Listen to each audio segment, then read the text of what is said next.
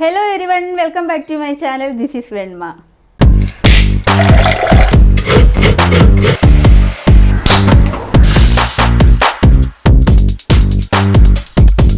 ഞാൻ ഇന്ന് ഒരു കടലക്കറിയുടെ റെസിപ്പി ആയിട്ടാണ് വന്നിരിക്കുന്നത്. തേങ്ങ അരയ്ക്കാതെ വറുത്തരച്ച രീതിയിൽ എങ്ങനെ കടലക്കറി വെക്കാമെന്നാണ് ഞാൻ ഇന്ന് കാണിച്ചു തരുന്നത്. ഞാനിതിൽ തേങ്ങ കൊത്തിയിടുന്നുണ്ട്.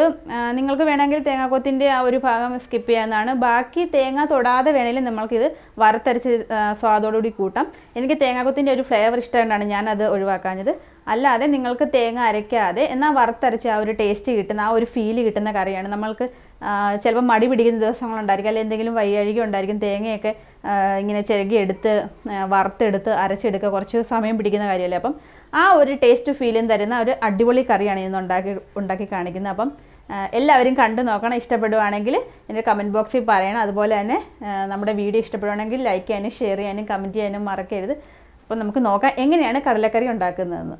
നമുക്ക് കടലക്കറി ഉണ്ടാക്കാൻ തുടങ്ങാം. നമ്മളിവിടെ വറുത്തരച്ച ടേസ്റ്റിൽ കിട്ടുന്ന എന്നാൽ തേങ്ങ വറുത്തരയ്ക്കാത്ത കടലക്കറിയാണ് വയ്ക്കുന്നത്. അപ്പം ഞാൻ അതിന് വേണ്ടിയിട്ടൊരു പാത്രം വെച്ചിട്ടുണ്ട്. നന്നായിട്ട് ചൂടായിട്ടുണ്ട്.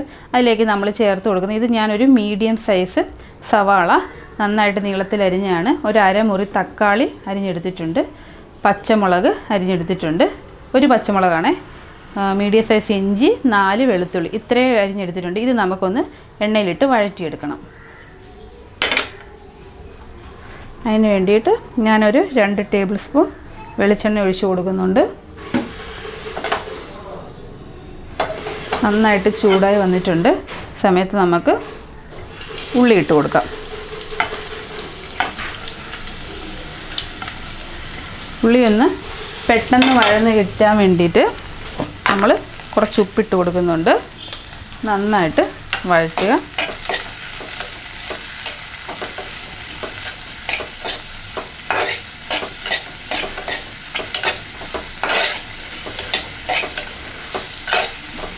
ഇതൊന്ന് വാടി വരുന്ന സമയത്ത് ബാക്കി ഇൻഗ്രീഡിയൻസ് കൂടെ ചേർത്ത് കൊടുക്കാം. ചെറുതായിട്ടൊന്ന് വാടിയിട്ടുണ്ട്. ഈ സമയത്ത് നമുക്ക് ബാക്കി തക്കാളി, വെളുത്തുള്ളി, ഒരു പച്ചമുളക്, മീഡിയം സൈസ് ഇഞ്ചി ഇത്രയും കൂടെ ഇട്ട് നന്നായിട്ട് വഴറ്റിയെടുക്കാം. മീഡിയം ഫ്ലെയിമിലിടാൻ മറക്കരുത്. നന്നായിട്ട് വഴറ്റുക. ഇതിപ്പോൾ ഇത്രയും വാടി വന്നിട്ടുണ്ട്. ഇത്രയും വാടി വന്നിട്ടുണ്ട്. ആ വാടി വന്ന സമയത്ത് ഞാൻ ഇത്രയും കുറച്ച് 2 നുള്ള് പെരുംജീരകം ഇട്ട് കൊടുത്തിട്ടുണ്ട്. പെരുംജീരകം നല്ലൊരു മീറ്റ് മസാലയുടെ ഒരു ഫ്ലേവർ തരും നമ്മുടെ കറിക്ക്. നന്നായിട്ട് ഇളക്കി കൊടുക്കുക. അതൊന്ന് കിടന്ന് നന്നായിട്ടൊന്ന് മൂക്കട്ടെ.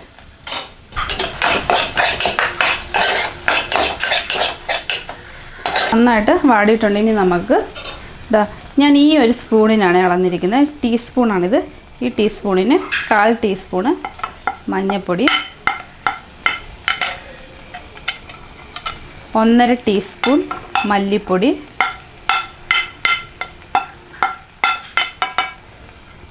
1/2 ടീസ്പൂൺ ഗരം മസാല, 1 ടീസ്പൂൺ നല്ല എരിവുള്ള മുളക് പൊടി. കാശ്മീരി മുളക് പൊടി വേണമെങ്കിൽ നിങ്ങൾക്ക് ചേർക്കാം. ഞാനിപ്പം ചേർക്കുന്നില്ല. ഇത്രയും പൊടികൾ ഇട്ട് കൊടുത്തിട്ടുണ്ട്. നന്നായിട്ട് ഇളക്കുക. ഇതിൻ്റെ റോ സ്മെല്ല് നന്നായിട്ട് മാറട്ടെ. ഇത് കിടന്നൊന്ന് ഒരു 2 മിനിറ്റ് ഇവിടെ നിന്ന് കിടക്കട്ടെ കേട്ടോ.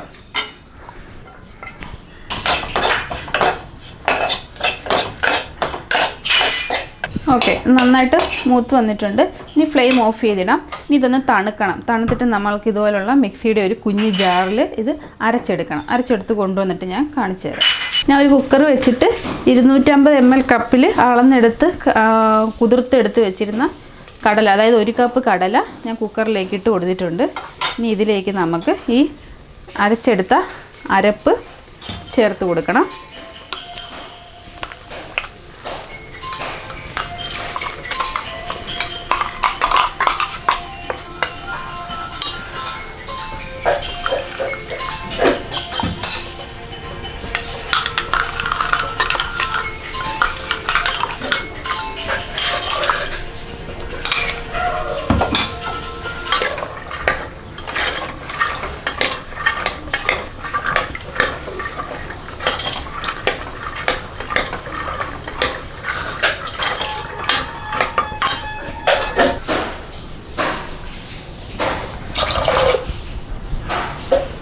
വെള്ളം ഒഴിക്കുമ്പം എപ്പോഴും കടലയ്ക്ക് മുകളിൽ വെള്ളം ഒഴിക്കണം കേട്ടോ.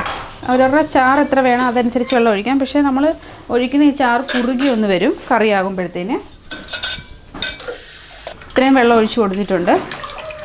ഇനി നമുക്ക് ഇതിലേക്ക് കുറച്ച് ഉപ്പ് കൂടി ഇട്ടിട്ട് കുക്കർ അടച്ച് വെച്ച് ഒരു 10 വിസിൽ കേട്ടോ, 10 വിസിലാകുന്ന സമയത്ത് നമുക്ക് ഓപ്പൺ ചെയ്ത് നോക്കാം.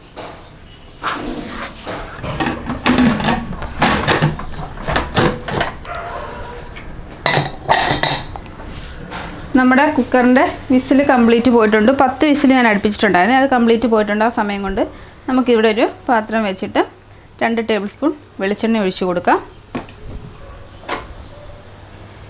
വെളിച്ചെണ്ണ ഒന്ന് ചൂടായി വരുന്ന സമയത്ത് നമുക്ക് കുറച്ച് ഒരു 1/2 ടീസ്പൂൺ കടുകിട്ട് പൊട്ടിക്കാം.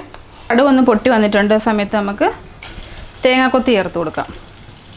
അത് തേങ്ങാക്കൊത്തൊക്കെ നിങ്ങളുടെ ഇഷ്ടത്തിനനുസരിച്ച് എടുക്കാം കേട്ടോ. ഞാനിപ്പോൾ ഒരു കൈപ്പിടി തേങ്ങാക്കൊത്ത് എടുത്തേക്കുന്നത്.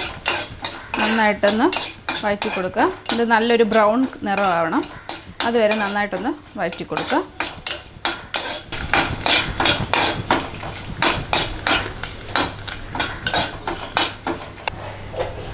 തേങ്ങാക്കൊത്ത് നല്ല ബ്രൗൺ നിറമായി വരുന്നുണ്ട്. നല്ലൊരു സ്മെല്ല് വരും ഇപ്പം തേങ്ങാക്കൊത്ത് ആ മൊരിയുന്നതിൻ്റെയൊക്കെ കേട്ടോ. തേങ്ങാക്കൊത്തിലേക്ക് നമുക്ക് കുറച്ച് കറിവേപ്പില ഇട്ട് കൊടുക്കാം. നന്നായി ഒന്ന് ഇളക്കി കൊടുക്കാം. ഞാനിവിടെ 2 വറ്റൽമുളക് കൂടെ കീറിയിട്ട് കൊടുക്കുന്നുണ്ട്. നന്നായി ഇളക്കി കൊടുക്കാം.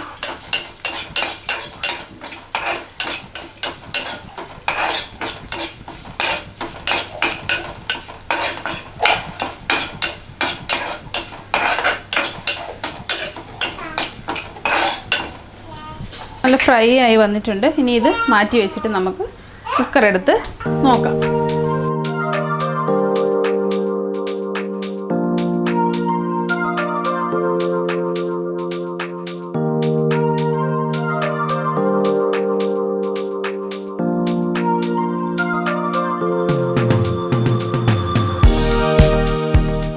ഈ സമയത്ത് ഇത് നന്നായിട്ട് തിളയ്ക്കാൻ തുടങ്ങുന്നുണ്ട്. ഈ സമയത്തേക്ക് നമുക്ക് നമ്മൾ വറുത്ത് വെച്ചിരിക്കുന്ന തേങ്ങാക്കൊത്തൊക്കെ ചേർത്ത് കൊടുക്കാം.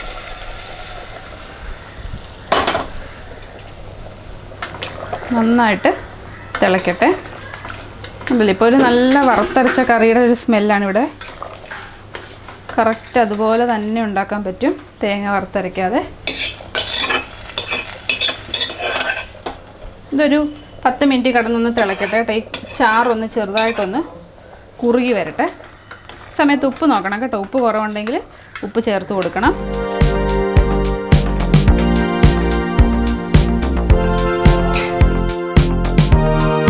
അപ്പോൾ ഇതാണ് നമ്മളുടെ വറുത്തരച്ച തേങ്ങ അരയ്ക്കാതെ വറുത്തരച്ച കടലക്കറി. അപ്പം എല്ലാവരും ട്രൈ ചെയ്ത് നോക്കുമല്ലോ. എല്ലാവർക്കും ഇഷ്ടമായെന്ന് വിചാരിക്കുന്നു. അപ്പം നിങ്ങൾക്ക് യൂസ്ഫുള്ളായ ഇഷ്ടമാകുന്ന മറ്റൊരു വീഡിയോയിൽ കാണും വരെ താങ്ക് യു.